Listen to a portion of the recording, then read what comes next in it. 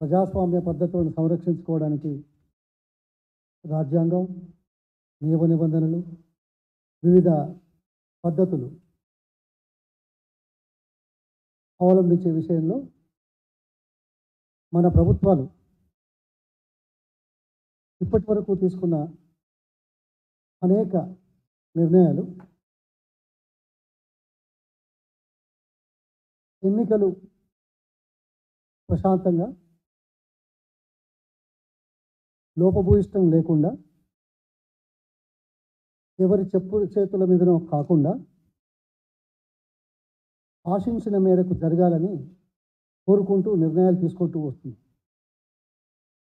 కానీ అప్పుడప్పుడు మరి ఈ మధ్య ఆ నిబంధనలకు తిలోదకాలు ఇచ్చి స్వంత లాభం కోసం ఆరోపణలతోటి ఎలక్షన్ కమిషన్ ఆఫ్ ఇండియా పరిధిని దాటి అప్రజాస్వామికంగా ప్రజలను మభ్యపెట్టడానికి, ప్రజలను మరో కోణంలో దారి తప్పించడానికి చేసే ప్రయత్నాలు జరుగుతున్న విషయం మీకు బాగా తెలుసు, కనపడుతుంది. ఎందుకంటే మీరు మీడియాలో ఉన్నారు, మీకే అందరికీ తెలుసు. మేము మాట్లాడితే రాజకీయ కోణం అంటారు, అంతే కదా. మేము ఒక పార్టీలో ఉండి మాట్లాడితే రాజకీయం. ఏ పార్టీ అయ్యా ఇది? గత 10 సంవత్సరాలు చంద్రశేఖరరావు గారు తెలంగాణ కోసం పోరాటం చేసి తెలంగాణ కోసం, తెలంగాణ అభివృద్ధి కోసం, తెలంగాణ ప్రజల ఆత్మగౌరవం కోసం 10 సంవత్సరాలు పరిపాలన కొనసాగించిన నేపథ్యాన్ని గుర్తుపెట్టుకోకుండా ప్రజలు అవకాశం ఇస్తేనే కదా ప్రభుత్వాలు ఏర్పాటు చేసి. ప్రజల అవకాశం లేకపోతే ప్రభుత్వాలు ఏర్పాటు చేయలేం కదా. దాన్ని తప్పుడుగా తీసుకొని సమయానికే ప్రజల ఆమోదమని, మిగతా ప్రభుత్వాల ఏర్పాటు ప్రజల ఆమోదం లేనట్టుగా చిత్రీకరించి ప్రతిపక్షాన్ని నిర్వీర్యం చేయడానికి చేసే ఎత్తుగడలు ఏవైతే ఉన్నాయో చాలా బాధగా ఉంది. ఇది ఎట్లున్నది అంటే, ఈ మధ్య జరుగుతున్న పరిణామాలు, రాజకీయ కోణం చాలా బాధగా ఉంది. ఎవరో అంటారు కదా, ఏమంది కొత్తగా వచ్చి ఏదో అంటారు ఏంటిదా, ఏదో ఈ తెలంగాణ ఊళ్ళలో సామెతలు బాగుంటాయి. ఏదో పొద్దెరగరాదు, నాకు తెలియదు అంటే ఎవరో ఏదో ఊళ్ళలో అంటుంటారు పొద్దెరగరాదు. ఎందుకంటే కొత్తగా వచ్చింది కదా. పొద్దు ఎప్పుడు కొడుతుంది, పొద్దు ఎప్పుడు ఉంటుంది అనేది అందరికీ తెలిసిన విషయమే. కానీ కొంతమందికి అది పొద్దెరగకుండా పనిచేస్తుంది.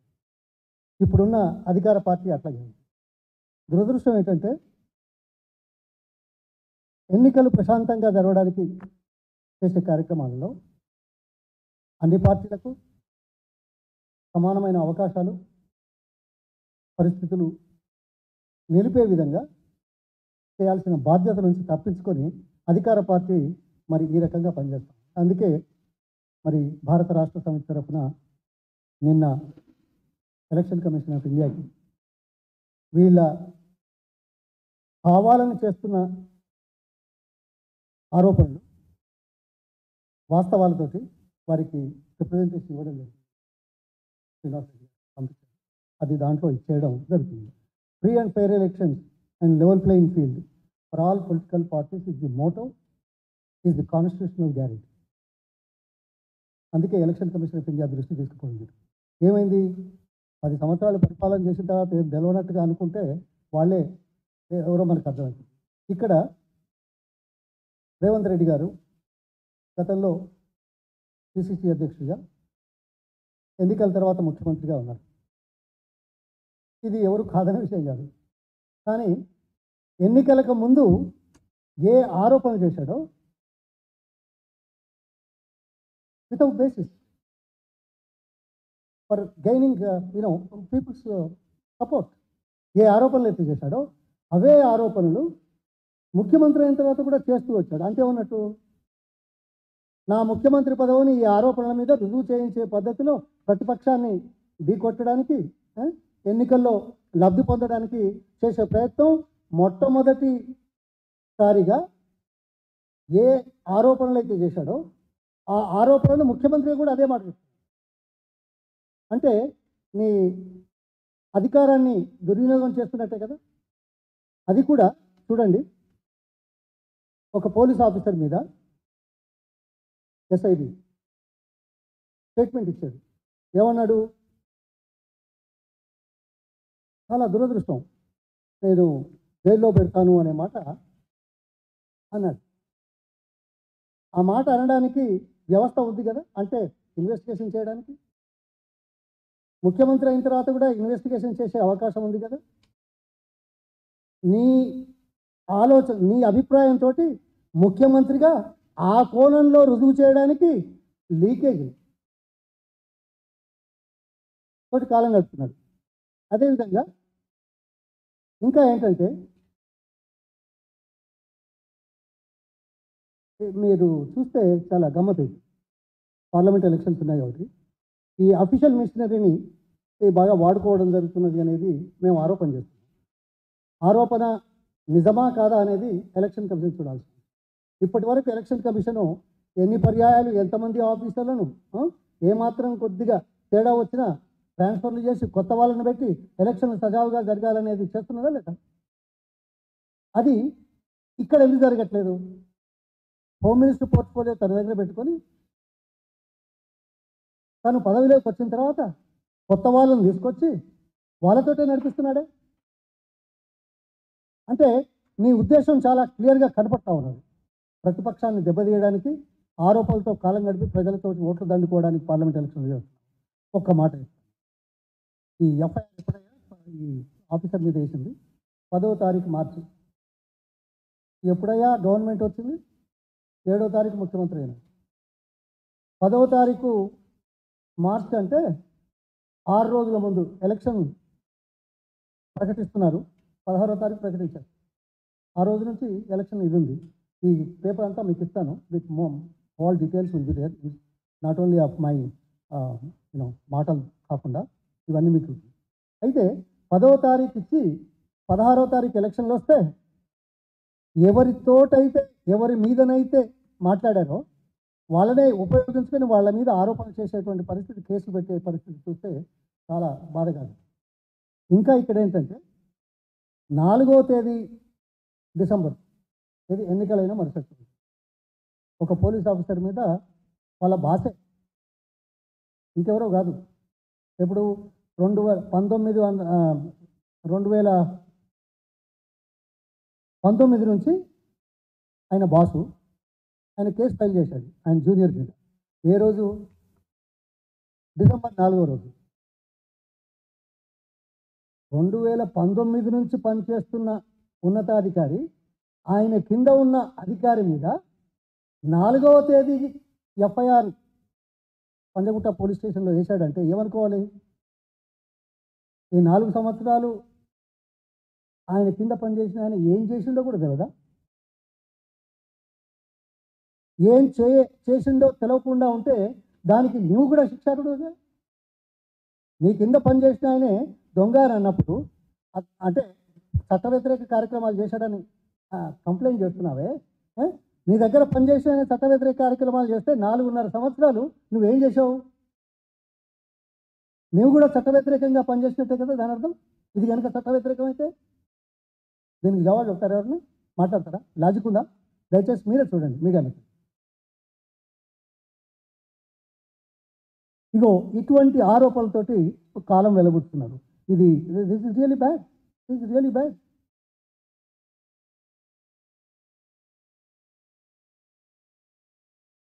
తర్వాత దీనికి సుప్రీంకోర్టు డైరెక్షన్లు కూడా ఉన్నాయి. ఇప్పటి నుంచి కాదు, చాలా రోజులు ఉంటున్నాయి రామనారాయణ దగ్గర నుంచి. మరి ఈ రకంగా ఉన్న దాని మీద ఎలక్షన్ కమిషన్ బాగా చర్యలు తీసుకోవాలనే మాట మనం చెప్తా ఉన్నాం. తర్వాత ప్రభుత్వ పరంగా ప్రకటనలు కాకుండా లీకేజ్ ఇవాళ మీరున్నారు, మేమున్నాం, ప్రతిపక్షాలు ఉన్నాయి, అధికార పార్టీ ఉంది, మీకు తెలియంది లేదు, మాకు తెలియంది లేదు, మన అందరికీ తెలిసిన విషయమే. ఎట్లుంటుంది? దమ్ము ధైర్యం ఉంటే అధికారికంగా ఎందుకు రావట్లేదు? అధికారికంగా ఎలక్షన్ ప్రకటించకముందు ఎందుకు రాలేదు? అధికారంలోకి వచ్చినాక మొదటి రోజు ప్రకటన ఎందుకు చేయలేదు? కేసులు ఎందుకు పెట్టలేదు? అంతే కదా! ఆ! ఇప్పుడు చేస్తున్నాం అంటే తాను వ్యతిరేకిస్తున్నట్టుగా లీకులతోటి కాలక్షేపం చేస్తున్నాడు తప్ప మరొకటి లేదు. అదేవిధంగా మోడల్ కోడ్ ఆఫ్ కండక్ట్ వచ్చింది కాబట్టి ఈ ఇంకొకటి ఒక పర్టిక్యులర్‌గా ఒక కమ్యూనిటీని కావాలని ముఖ్యమంత్రి, అధికారులు టార్గెట్ చేస్తున్నారు. సో, ఒక రాష్ట్ర ముఖ్యమంత్రి ఈ రకంగా టార్గెట్ చేస్తే న్యాయం నిలబడుతుందా? మనం ఏ ప్రభుత్వం అయినా గాని, ఎవరైనా గాని, ఏ పార్టీ అయినా గాని అధికారం ఉంటుందా? పారదర్శకత లోపించదు. కింద పనిచేసిన వాళ్ళు కొద్దిగా వెనక ముందు అవుతారా లేదా? ఇది సర్వసాధారణమేనా కాదా? వ్యతిరేకిస్తారా ముఖ్యమంత్రిని ఎవరైనా? మీరు చెప్పండి. మనమంతా ఒకటే. ఇగో అందుకోసమే దీంట్లో దురదృష్టం ఇక్కడ ఈ ఆఫీసర్లు ఎవరైతే ఉన్నారో కమిషనర్ పోలీసు, డీసీపీ, మిగతా ఆఫీసర్లు ఎవరైతే ఉన్నారో వీళ్ళందరినీ వెంటనే ట్రాన్స్ఫర్ చేయాలనే మాట తప్పనిసరిగా మనం దీనికి చేసాం. ఈ రకంగా ఇంకోటి ఏంటంటే కేసీఆర్ గారిని, తర్వాత వర్కింగ్ ప్రెసిడెంట్ గారిని టార్గెట్‌గా చేస్తూ అనేక రకాలుగా మాట్లాడుతున్నారు. Without any basis, without any proof, without any case. ధైర్యం ఉందా? లేదు కదా! ఊరికే మాట్లాడేస్తే అయిపోతది. రాజకీయాల్లో ఉన్నాం అనుకున్నాను. ఇక్కడెవరు వీళ్ళు మహేందర్ రెడ్డి గారు, శ్రీనివాస్ రెడ్డి ఎమ్మెల్యే గారు, తర్వాత ఒక మంత్రి, లేడీ మంత్రి ఆమె కొండ వీళ్ళంతా ఏదో మాట్లాడారు. ఇది 31st మార్చి రోజు. దానికి కౌంటర్‌గా మరి జవాబు చెప్పాలని చెప్పేసి మరి పిటిషన్ కూడా వేశారు. సో, ఇది కాలయాపన కోసం రాజకీయ కోణంలో చేసే కార్యక్రమాలే కానీ ప్రభుత్వ పరంగా న్యాయం కోసం చట్ట పరిధిలో చేసే కార్యక్రమాలు కావు అనేది చాలా స్పష్టంగా కనబడుతుంది.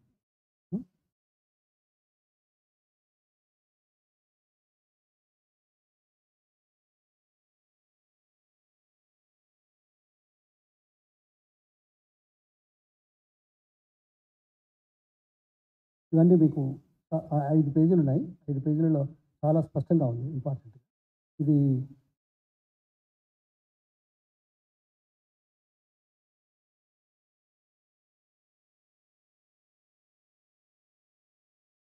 ఇప్పుడు పంజగుట్టలో ఫైల్ చేసిన కేసు ఏదైతే ఉందో ఇది ప్రభుత్వం చేయకుండా ఇది ఎలక్షన్ కమిషన్ పరిధిలోకి తీసుకుంటే బాగుంటుంది అనేది ఒక మెయిన్ చాలా స్పష్టమైన డిమాండు. రెండవది ఈ ఎవరైతే దీంట్లో రోజు ఎన్నికల సందర్భం లోపట అధికారంలో ఉన్న పార్టీ తరఫున అధికారులు ఏ రకంగానైతే బ్రీఫింగ్ కానీ లేకపోతే ఏ రకంగానైతే చర్యలు చేస్తున్నారో వాళ్ళు వెంటనే ఆ పదవుల నుంచి తప్పించి ఎలక్షన్‌లో కోడ్ ప్రకారం కొత్త వారిని నియమించాలని ఇవన్నీ కూడా వెంటనే చేపట్టాలనే డిమాండ్ తోటి మనం ఎలక్షన్ కమిషన్‌కి ఇచ్చాం. ఇది దురదృష్టకరం. ఇది ఏదో తప్పు చేసిన వాళ్ళు బాధపడుతూ చెప్పే మాటలు కాదు. తప్పు జరగకున్నా ఇలాంటివి ఎన్నో చూసిన వాళ్ళుగా, ప్రభుత్వాలను నడిపిన వాళ్ళుగా, ప్రజాస్వామ్య పద్ధతిలో ప్రజల మద్దతుతో అధికారంలోకి వచ్చిన వాళ్ళుగా, ఈరోజు అధికారం పోయినంత మాత్రాన అధికారాన్ని చేజిక్కించుకొని చేతిలో పెట్టుకుని నడిచే వాళ్లకు ఎలక్షన్ కమిషన్ ఆఫ్ ఇండియా హితబోధ చేయాలని, తగిన చర్య తీసుకోవాలనే విధంగా మేము చెప్తున్నాం. కానీ మేమేదో పొరపాటు చేసాం కాబట్టి పొరపాటుకు మాకు ఇవన్నీ చేయమని మేము అనాలా? పద్ధతి ప్రకారం చేయమంటాం. అంతకంటే తెలిసిన వాళ్లకు, తెలిసినా తెలవనట్టుగా నటించే వాళ్ళకు అయితే చెప్పలేము. అందుకోసం మీ మీడియా మిత్రులతో చెప్తే ప్రజలకు వెళ్తుంది అనే ఉద్దేశంతో ఈరోజు మేము ఇది నిన్ననే ఇచ్చిన ఈ మొత్తం వివరాలు దీంట్లో చాలా స్పష్టంగా ఉంది.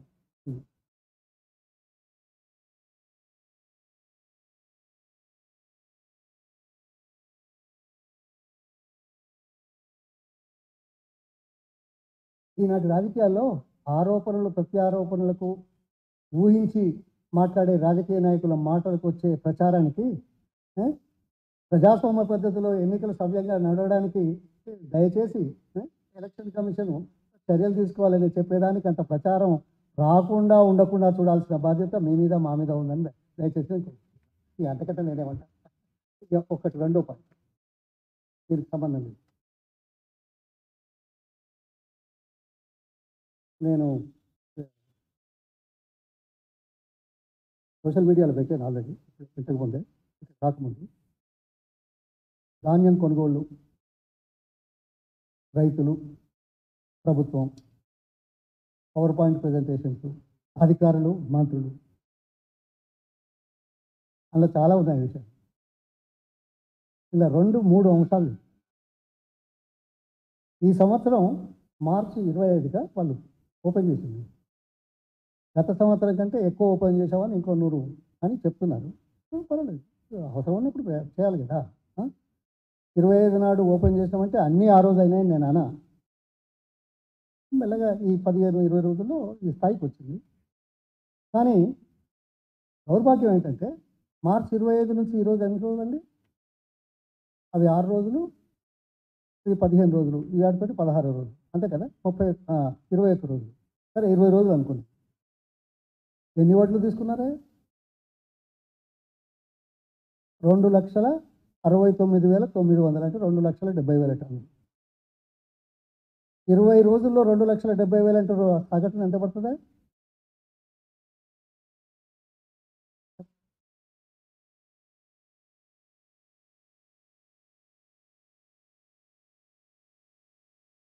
$13,000 కూడా కాదు. 13,000, 6,000, 7,000 సెంటర్లలో అంటే ఎంత? సగటున 2 టన్నుల, 3 టన్నుల, 20 టన్నుల. అదొక గొప్ప విషయం. ఎంత తీసుకోవాలి? 34 లక్షల టన్నుల ధాన్యాన్ని తీసుకునే నేపథ్యంలో 2,70,000 20 రోజుల్లో తీసుకొని ఇదే రేట్లో కనుక మీరు తీసుకుంటే ఎన్ని రోజులు కావాలి? మీరు లెక్క చేయండి దయచేసి. 20 రోజులకు 2,70,000 అంతేనా? 27 లక్షలు కావాలంటే 200 రోజులు కావాలి కదా. అయ్యో, ఈ రేట్నా? అంటే రైతులు పడిగాపులు కాస్తున్నారా లేదా? ధాన్యం కళ్ళాలలో సెంటర్లలో ఉందా లేదా? ఆ మాట దృష్టి పెట్టరే. ఏదో వచ్చేసి మీడియా ముందట పవర్ పాయింట్ ప్రజెంటేషన్ 7 లక్షలు చేసిందా, వాళ్ళకంటే 7,000 చేసిందా, వాళ్ళకంటే 100 కేంద్రాలు ఎక్కువ పెట్టిందా?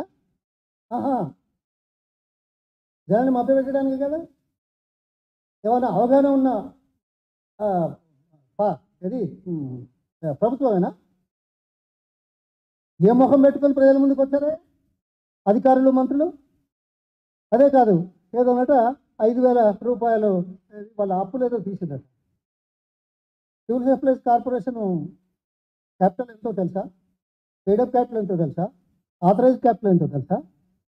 దాని టర్న్ ఓవర్ ఎంతో తెలుసా? దాంట్లో అప్పులు ఎందుకు చేస్తారో తెలుసా? అప్పులు ఎందుకు చేస్తారు? ధాన్యాన్ని కొంటే రైతులకు ఇవ్వడానికి బ్యాంకుల నుంచి తీసుకొని రైతులకు ఇస్తారు. మళ్ళీ ఎప్పుడు చేస్తారు? ఆ ధాన్యం అమ్మినప్పుడు వచ్చిన డబ్బులు మళ్ళీ బ్యాంకులో కడతారు. నీకు 5,000 ప్రాఫిట్ ఇచ్చేదని చెప్తున్నావా నువ్వు 3 నెలల్లో? ఏం మాట్లాడతారా? ఏదో ఓహో 3 నెలలు రాగానే ఈ అధికారంలోకి రాగానే వీళ్ళకి 5,000 కోట్ల రూపాయల ప్రాఫిట్ వచ్చినట్టు వాళ్ళ లోన్ తగ్గించినట్టు. ఎక్కడ తగ్గించినావు? ఉన్న సరుకును అమ్మిన దాంట్లో వచ్చిన డబ్బులు బ్యాంకులో డిపాజిట్ చేశారు. ఎవరైనా చేస్తారు కదా. అప్పు తీసుకున్నదే అందుకు కదా. నీ గొప్పతనం ఏంటయా? అర్థమైందా? వాళ్ళ అవగాహన ఎంతున్నదో, వాళ్ళు ఏ కోణంలో ఆలోచిస్తున్నారు. ఇగో ఇది ఈ ప్రభుత్వ పరిపాలన. ధన్యవాదాలు.